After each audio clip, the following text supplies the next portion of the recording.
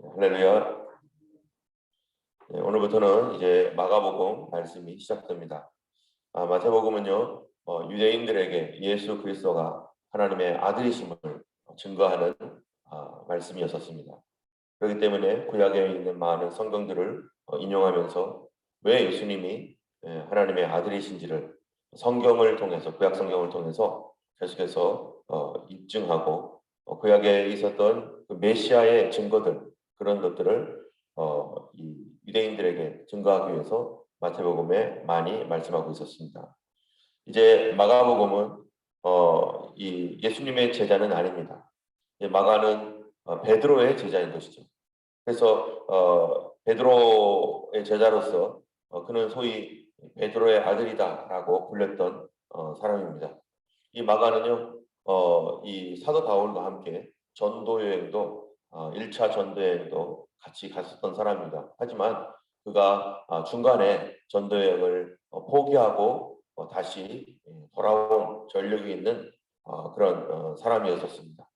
그렇지만은 결국 사도 바울이 이 일로 인하여서 다시는 마가와 함께 전도 여행을 가지 않기로 결정을 했었을 때 그와 이 바나바와 이 마가의 일로 심히 다투어서 결국 사도 바울과 실라는 이제 한 팀이 되고 마가와 바나바가 한 팀이 되어서 결국 둘로 나뉘게 된 그런 결과를 갖게 된 일이 바로 이 마가 때문에 일어났습니다.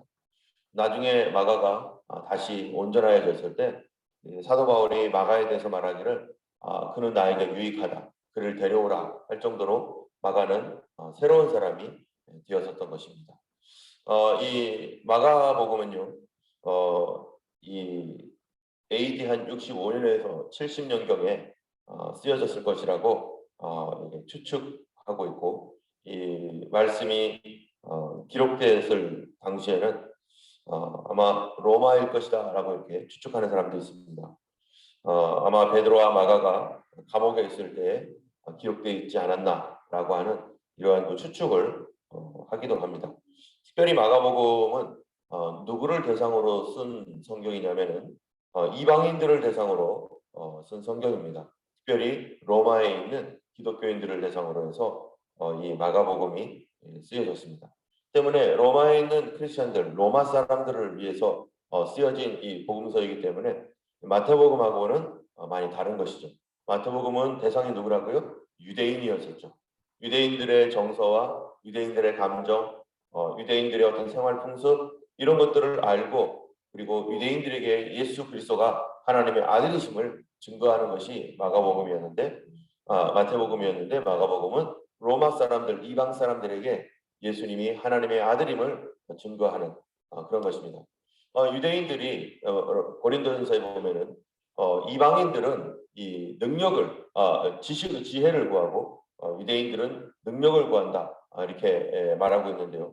그래서 마태복음에서는 예수님의 하나님의 아들로서의 기적을 일으키셨던 그런 성경에서 서포트하고 있는 능력에 대해서 많이 말하고 있고 또 마가복음에서도 이제 이방 세계에 대해서 이 예수 그리스도께서 하나님의 아들이시고 그 아들로서의 능력과 그 아들의 지혜와 아들의 그 가르침들에 대해서 마가복음은 훨씬 더 마태복음보다는 압축적으로 말씀하고 있습니다. 우리가 이 당시의 로마 시대, 로마의 세계가 어떠한 세계인지 그리고 그들의 정신과 그들의 사상 이런 것들이 무엇인지 간략하게 말하면요. 그 당시에 로마 당시의 사람들의 생각들은 헬라 철학과 또 헬라 문화 가운데 살고 있습니다. 그 로마가 지배했던 그 당시에 로마의 어떤 그 라틴어와 헬라어가 동시에 쓰였는데 라틴어를 사용하는 곳은 어디냐면은 이 이탈리아 그리스로 해가지고 저쪽 스페인 쪽으로 해가지고 이러한 이 서쪽이고 또 헬라어를 주로 사용했던 곳은 이 로마를 중심으로 해가지고 이 동쪽 부분으로 그렇게 헬라어를 사용했었습니다. 그러나 문화적으로는 헬라어가 더 많이 퍼져 있었기 때문에 헬라어권이라고도 말할 수 있는데요. 근데 이 사람들에게 말씀을 전하려다 보니까 이 두 가지가 있는 거예요. 첫 번째는 이 헬라 철학이라는 것이 있습니다. 헬라 철학은 굉장히 이성적이고 합리적이고 뭐 이러한 그런 것을 바탕으로 해서 사람들이 생각하고 인생에 대하여 고민했던 그래서 그 당시에 있었던 이 철학 사상은 스토아학파, 그다음에 에피쿠르스 학파, 사도 바울이 복음을 전할 때 이 헬라어권이었던 그리스 쪽에 가서 사람들하고 말했을 때 아덴에서 스토이고이즘, 에피쿠레이즘 뭐 이렇게 해가지고 성경에 쓰여 있는데요. 바로 이 스토아학파와 에피쿠르스 학파가 그 당시를 지배하고 있었던 철학적 사상입니다.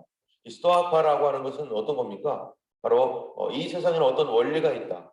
그 원리에 의해서 가기 때문에 인간도 그 원리 가운데 하나이다.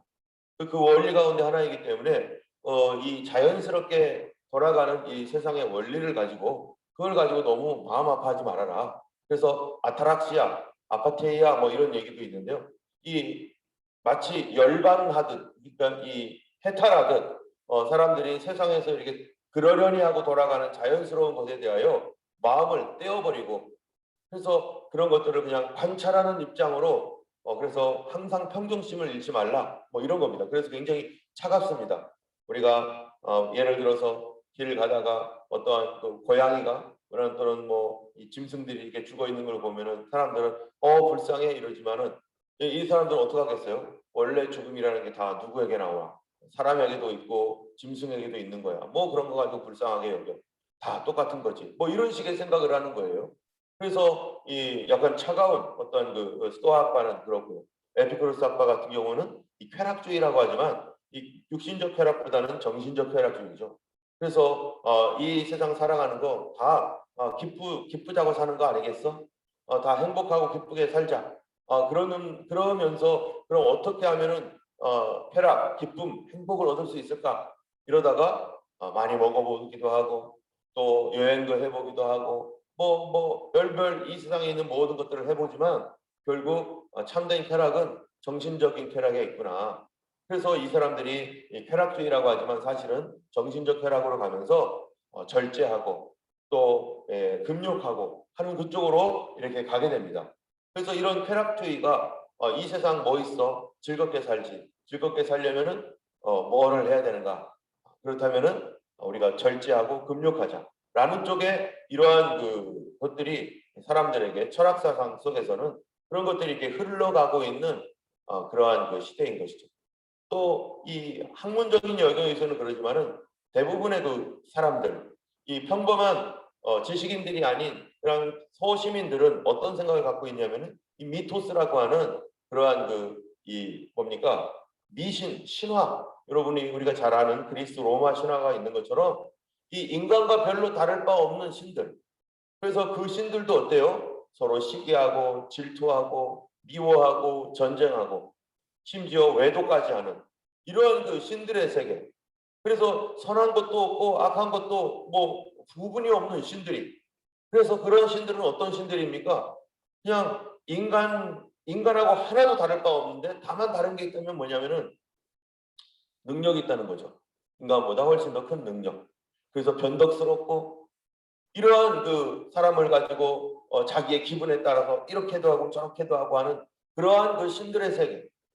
그래서 그들을 달래주고 그들에게 잘 보이기 위해서 그들을 이렇게 섬겨주고 또 두려움의 대상이기도 하고 아무래도 인간보다는 힘이 있으니 그러한 그 신들의 세계 속에 살아가고 있는 이런 세계관을 갖고 있는 이런 세상에 마가가 그런 사람들에게 하나님의 말씀인 복음을 전할 때 여러분 예수님과 그들이 신화 속에 있는 그 신화 가운데 있는 그런 신들과 뭐가 차이가 있을까요?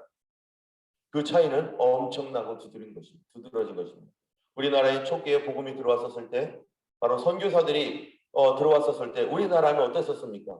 첫 번째로는요 학문적인 영역에서는요 유교라는 것이 지배해서 예의 차리고 인의 예지 극기복례 그렇지만 이러한 그 선비들이나 이런 사람들이요 다 바리새인과 같았어요. 그래서 더 이상 그런 어떤 깊은 중심 속에 있는 어떤 철학적인 어떤 것보다는 그냥 허례허식으로 그런 것들을 체면치레로 하는 그런 상태의 그 지식인들, 지도자들이었고 서민들은 어떻게 살았습니까? 다 미신. 그래가지고 선왕당에다가 이렇게 뭐 돌 올려놓고 거기다 빌고 뭐 정한수 떠다 놓고 빌고 그러면서 그들이 우리 조상들이 섬겼던 그런 신이라는 게 어떤 겁니까?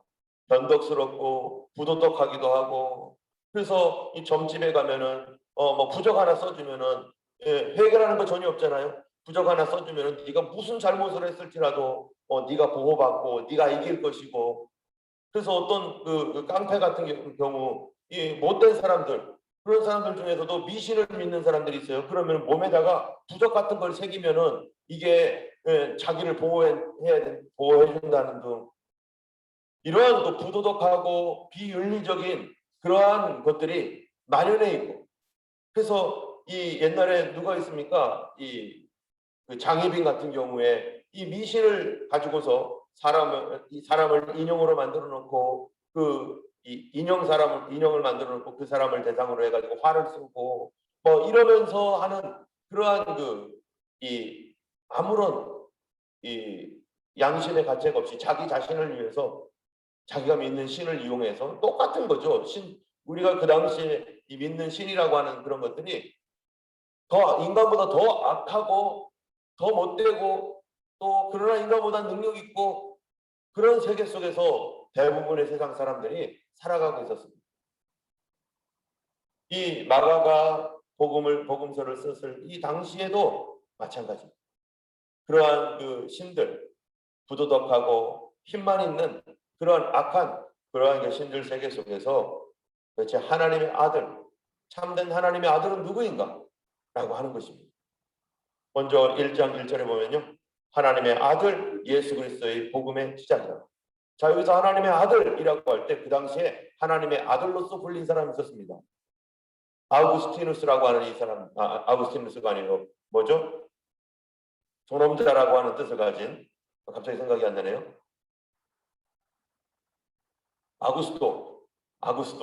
아구스토라고 하는 이 사람 시저가 암살을 당해서 죽은 뒤에 그의 후계자로서 아구스토가 왕이 되었는데 이 시저를 신으로 숭상하고 나중에 아구스토가 로마를 전체를 평정을 하니까 나중에 그 아구스토를 시저가 신이면 그의 아들인 아구스토는 뭐가 되는 거예요? 신의 아들이죠. 요 때가 어느 때냐면요. 바로 예수님이 활동하셨을 그쯤입니다. 그러니까 신의 아들 하면은 아구스토를 얘기하는 거예요. 그리고 그 당시에 황제를 숭배하는 그런 황제 숭배 사상이 서서히 들어오고 있었기 때문에 사람들은 그런 식의 생각을 가지고 있는 이때에 그리고 수많은 이상한 신들, 잡된 신들이 그렇게 많고 부도덕한 신들이 많고 전쟁 영웅이면 신이 되는 그런 시대에 바로 마가복음의 맨 처음 시작이 하나님의 아들 예수 그리스도의 복음의 시작이다. 그럼 하나님의 아들은 어떤 성품을 가지고 있고 하나님의 아들이 하시는 일이 뭐며 그 아들이 가지고 있는 메시지인 복음이 굿 뉴스라는 것이 도대체 뭔가 그들이 가지고 있는 그 당시의 사람들이 가지고 있는 하나님의 아들에 대한 개념과 전혀 다른 바로 진짜 하나님의 아들은 어떤 분인가 이 땅에 수많은 잘못된 신과 잘못된 종교를 가지고서 하나님의 아들을 왜곡해왔던 사람을 신처럼 숭배하고 부도덕한 상상 속에 있던 그 하나님의 아들이라고 하는 개념을 다 부서뜨리고 참된 하나님의 아들은 어떤 분인지를 오늘 본문에서 말하고 있는 것이죠. 하나님의 아들의 복음의 시작이다. 2절에 보면요. 선지자 이사야의 글에 보라 내가 내 사자를 내 앞에 보내노니 그가 내 길을 준비하리라. 광야에서 외치는 자의 소리가 있어 이르되 너희는 주의 길을 준비하라. 그의 오실 길을 곧게 하라. 기록된 것과 같이 자 하나님께서 하나님의 아들 예수 그리스도 정말 사람들이 지금까지 생각하고 있었던 그런 힘만 센 그런 하나님의 아들이 아니라 진짜 하나님의 아들은 어떤 분인가 그분이 오기 전에 하나님께서 이사야를 통해서 먼저 그 길을 곧게 할 사람을 보내었는데 그 사람이 바로 세례 요한인데 세례 요한이라고 하는 사람이 하나님의 아들을 증거하고 그 아들이 누구인지를 밝혀주기 위해서 했던 사역이 도대체 뭡니까? 바로 4절 말씀입니다. 우리 함께 읽어보겠습니다. 세례 요한이 광야에 이르러 죄 사함을 받게 하는 회개의 세례를 전파하니 세례 요한이 예수님 오실 길을 하나님의 아들의 오실 길을 닦아나가는 데 있어서 그가 했던 이야기가 했던 메시지가 죄 사함을 받게 하는 회개의 세례를 전파했다는 것입니다. 죄 사함을 받게 하는 회개의 세례. 그 얘기는 뭡니까? 하나님의 아들을 믿으려면, 하나님의 아들이 진짜 누구인지 믿으려면 뭐 해야 된다는 거예요? 죄 사함을 받아야 된다. 하나님의 아들을 제대로 믿으려면 회개해야 된다. 이 죄 사함과 회개가 없으면 하나님의 아들을 만날 수 없다는 거예요. 하나님의 아들을 믿을 수가 없다는 거예요. 그냥 미토스라고 하는 신화의 세계 속에서 우리가 머릿속으로 생각해왔던 하나님의 아들, 그냥 주피터, 또 뭐 헤르메테우스, 뭐 이런 여러 가지 비너스, 뭐 이런 신들, 그런 신 개념을 가지고 그냥 그분들을 섬기겠다고 해가지고, 그런 신들을 섬기겠다고 해가지고 거기다 향불 피워놓고 이렇게 믿는 하나님이 아니라는 거예요. 그들은 그렇게 믿어도 될지 몰라도 하나님의 진짜 하나님의 아들은 뭐부터 해야 된다는 거예요? 죄사함 받는 회개부터 해야 된다. 이 죄사함을 받는 회개부터 해야 된다라고 할 때 먼저 전제가 되는 게 뭐냐면은 내가 죄인이구나. 내가 하나님 앞에서 내가 그분을 믿으려면 이 죄인됨을 고백하지 않을 수가 없구나. 내가 죄인이구나라고 하는 사실에 대하여 내가 인정하고 그것을 믿어야 되고 그것을 깨달아야 됩니다. 그러면 왜 죄인일까? 라고 하는 것으로 당연히 나아가겠죠. 우리는 우리 자신이 죄인임을 우리 양심이 사실은 고백하고 있습니다. 우리 안에 있는 모든 온갖 더러운 생각들과 옳지 못하는 그런 그 방법으로 살아가는 우리의 모습들을 보면서 내가 죄인이며 양심에 가책된 일들을 수없이 해왔지만, 그런데 다른 신들을 믿을 때는요, 다른 여러 잡신들을 믿을 때는요, 그거 회개하고 오라고 하는 데가 어디 있어요? 그거 용서받고 오라는 데가 어디 있어요? 그냥 향불 피우고 그다음에 시주하듯 돈 내고 그렇게 하고 이렇게 하면 되는 거지. 그거 가지고 애통해하며 괴로워하며 내가 죄인됨을 고백하며 용서해달라고 그렇게 해가지고 오는 데가 어디 있습니까? 진짜 거룩한 하나님의 아들이라면 그분에게 나갈 때 바로 먼저 죄사함을 받게 하는 회개를 먼저 하고 하나님 앞에 나가야 된다는 것입니다.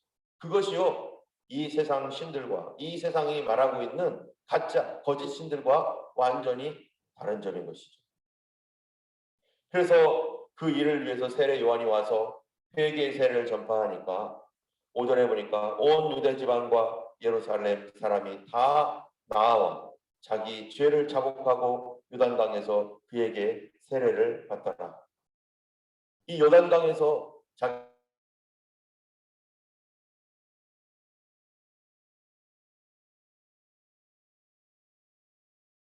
잘못됐던 거를요, 여기 자복한다는 게 뭡니까? 그게 아니라 사람들 앞에서 자기 죄를 고백하는 거예요. 세례 요한 앞에서 나는 이런 죄를 저질렀고 나는 이렇다라고 이렇게 말하는 데는 굉장한 용기가 필요한 거죠. 그런데 이게 많은 사람들이 그 일을 하니까 이게 어떻게 된 거냐면 하나의 부흥이나 마찬가지입니다. 여러분, 부흥인가 부흥이 아닌가라고 하는 이런 것들은요, 거기에 회개에 대한 정확한 이 시간들이 있었는가? 많은 사람들이 성령의 부흥운동 막 그렇게 외치지만 그냥 막 뜨겁고 막 뛰고 병이 고쳐지고 뭐 이런 것들, 그런 것들이 물론 부흥의 하나의 어떤 모습이긴 하지만 진짜 부흥은 언제 일어나는 겁니까? 모든 하나님께서 우리를 위하여 예비해 놓으시고 성경에서 지금까지 이 기독교 역사 가운데 있었던 모든 부흥에는 반드시 뭐가 있느냐면요, 이 회개 운동이 있습니다. 이 회개를 통하여서 예수님을 알게 되고 이전 삶을 바꾸게 되고 그리스도께로 다시 거룩하게 나가게 되고 그들의 양심이 씻어지고 그리하여서 그들의 삶이 새로운 삶으로 바뀌면서 이것이 부흥이 되고 교회의 부흥이 되고 사회의 부흥이 되는데, 이게 운동이 되려면은 어디까지 가야 되냐면 나라 전체까지 이 회개의 역사가 미쳐져야 되는 것입니다. 지난번에도 말씀드렸지만 이 가장 최근에 호주에서 있었던 부흥은 어떤 부흥입니까? 바로 1959년에 있었던 바로 빌리 그레함 목사가 와서 이곳에서 복음을 전했을 때 60년대 초에까지 그 영향이 미쳐져 가지고 이 사회의 범죄가 줄어들고 혼외 출산이 거의 점점점 사라지게 되고, 또 사람들이 경찰서로 자진 찾아와 가지고 나 이런 거 잘못했다고 말하고, 그리고 학교에 가서 내가 성적을 이렇게 조작했노라고 말하고 하는 이런 그 고백적인 회개, 이것이 시드니와 멜번과 가는 곳마다 계속해서 일어났었는데, 이게 전국적으로는 번지지 못했지만, 그러나 이런 회개의 역사들이 바로 예수 믿는 사회 속에서는 반드시 일어나게 되어 있어요. 이거는 그 사회가 그렇다는 것은 그 개인들도 그렇다는 것이죠. 그 개인들이 예수님을 참으로 영접하고 참으로 예수님께 나올 때 반드시 일어나는 것이 바로 이 회개인 것입니다. 회개문을 통과하지 않고서는 하나님의 아들 예수 그리스도를 믿을 수가 없습니다. 우리가 예수님 믿겠다고 교회에 나오지만, 그러나 예수님 믿겠다고 교회에 나온 사람들은 반드시 예수님을 믿으려면 통과해야 될 곳이 어디라고요? 바로 회개, 죄사함. 과연 회개하고 죄사함 받았는가? 회개하고 죄사함 받아야 그 다음에 사도행전 2장에 있는 말씀처럼 너희가 각각 주 예수 그리스도의 이름으로 회개하고 죄사함을 받아라. 그리하면 뭐를 듣는다고요? 성령의 선물을 받으리라. 그래서 8절에 뭐라고 되어 있습니까? 나는 너희에게 물로 세례를 베풀었거니와 그는 너희에게 성령으로 세례를 베풀리라. 예수님이 하나님의 아들인 증거가 뭔가? 지금까지 어떤 신도, 어떤 그 당시에 이 로마 헬라 시대 속에서 자기들이 신을 믿겠다고 해가지고 와가지고 향 피우면서 이랬던 어떤 신도 자기의 영을, 성령을 보내준 신이 없는 거죠.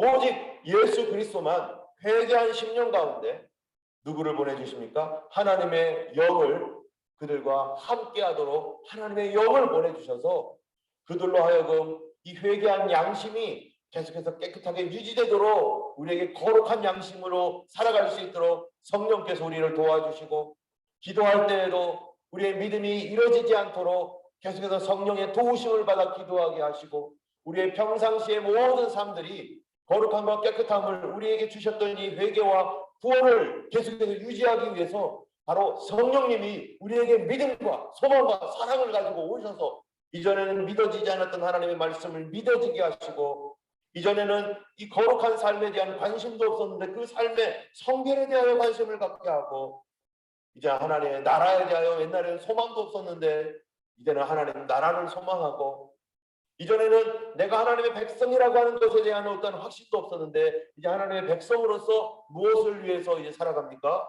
복음 전파하기 위해서 살아가고, 그래서 자기의 인생을 이제 하나님의 나라를 위해서, 하나님 나라를 확장하는 일을 위해서 살아가게 되게 되는 그러한 일들이, 그런 마음이 생기고 그렇게 살아가는 방향이 생기는 그 이유가 뭔가?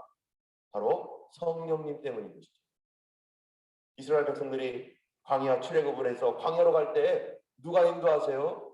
바로 불과 구름 기둥의 인도함을 받듯이 성령님이 역사하시는데, 그런데 이 성령님은 어떤 사람에게 일하고 역사하신다고요?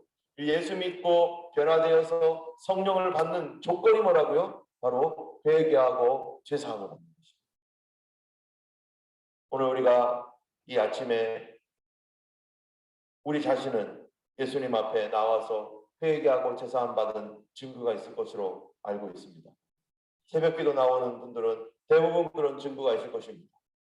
그런데요, 우리 자녀들 중에, 우리 가족 중에, 내가 알고 있는 우리 이웃들 중에 교회는 다니는데 회개한 적이 없고 죄사함 받은 적이 없고, 그래서 이 좁은 문을 통과하지 않고 십자가 언덕에서 나를 위해 죽으신 예수 그리스도를 봄으로 말미암아 나의 모든 무거운 짐들이 다 떨어져 나간 그런 그 크리스찬이, 전로 역정에 있었던 크리스찬이 만났던 그 예수님, 그거를 이 좁은 길을 통과하지 않고서는 예수님을 믿는 믿음의 생명의 길로 들어갈 수 없다는 것입니다.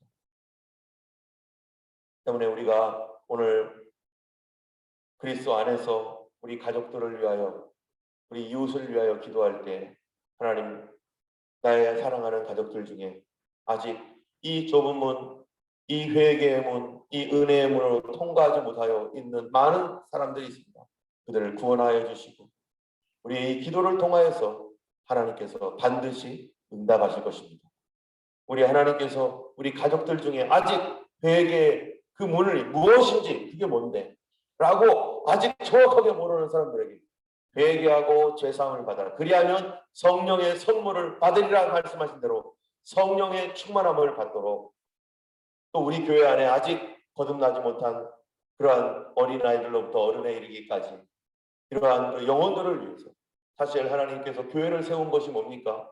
바로 그 사람들을 불러서 이곳에서 회개하고 거듭나서 새 사람 되어 성령 받게 하여서 그들로 하여금 하나님의 나라의 백성이 되게 하는 일에 사실 우리 모두를 부른 것이고, 여기에 와 있는 사람들은 그 부름을 받아서 교회에 와서 지금 예배드리고 있는 것입니다. 이번 주 예배 가운데, 모든 예배 가운데 그런 역사가 계속해서 나타날 수 있도록 우리가 기도해야 될 것입니다. 나머지 모든 그 성경의 부분들은요, 1장부터 2장까지는요 굉장히 압축적으로 예수님의 일생에 대하여서 말하고 있습니다. 특별히 마가복음에서는요 기적과 능력에 대해서 많이 말합니다. 기적과 능력, 어떤 사람에게 기적과 능력이 나타나는가, 하나님의 아들은 도대체 어떠한 분인가, 우리가 계속해서 이 마가복음을 이제 앞으로 며칠 동안 읽어가면서 바로 우리 주님이 세상이 말하고 있는 그러한 헛된 신, 거짓 가짜 신도와 어떻게 다른지를 오늘 이제 마가복음을 통해서 우리가 더욱 자세히 알고 우리 안에 들어와 있는 잘못된 개념들과 잘못된 생각들이 다 빠져나가고 참으로 거룩한 예수 그리스도의 온전한 믿음이 우리 안에 심겨지는 그런 한 시간이 되기를 주님의 이름으로 축원합니다. 기도하겠습니다. 거룩하신 주님 감사합니다. 우리 주님은 회개하지 아니하고서는 만나볼 수 없는 주님입니다. 우리 예수님은 죄사함 받지 아니하고서는 온전히 하나님 주님을 믿을 수 없는 거룩하신 하나님입니다. 우리 모든 사람에게 회개와 죄사함의 문을 통과하라 하시고, 그리하여 하나님 그곳에서 참으로 우리 죄를 애통해하며 회개하며 용서함 받은 기쁨 가운데서 참으로 성령의 선물을 받고 아버지 하나님의 참으로 거룩한 삶을 살아가는 사람이 참된 성도이고 참된 그리스도인 것을 우리가 알고 있습니다.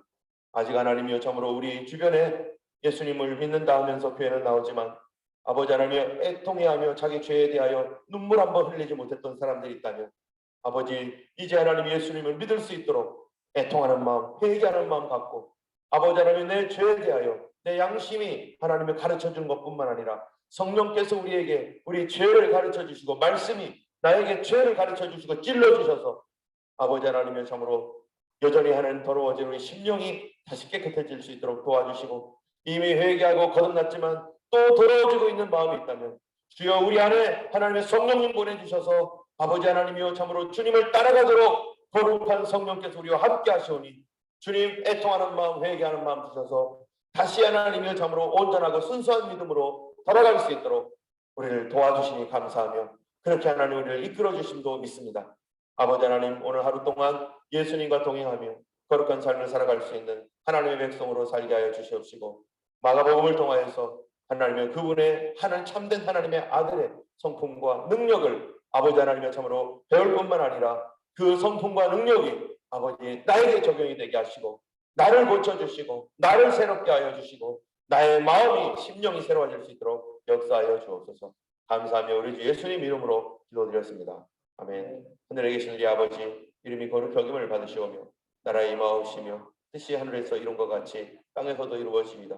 오늘날 우리에게 일용할 양식을 주옵시고 우리가 우리에게 죄 지은 자를 사하여 준 것 같이 우리 죄를 사하여 주옵시고 우리를 시험에 들게 하지 마옵시고 다만 악에서 구하옵소서. 이 나라와 권세와 영광이 아버지께 영원히 있사옵나이다. 아멘. 오늘도 성령 충만한 하루 되기를 예수님의 이름으로 축원합니다. 함께 기도하겠습니다.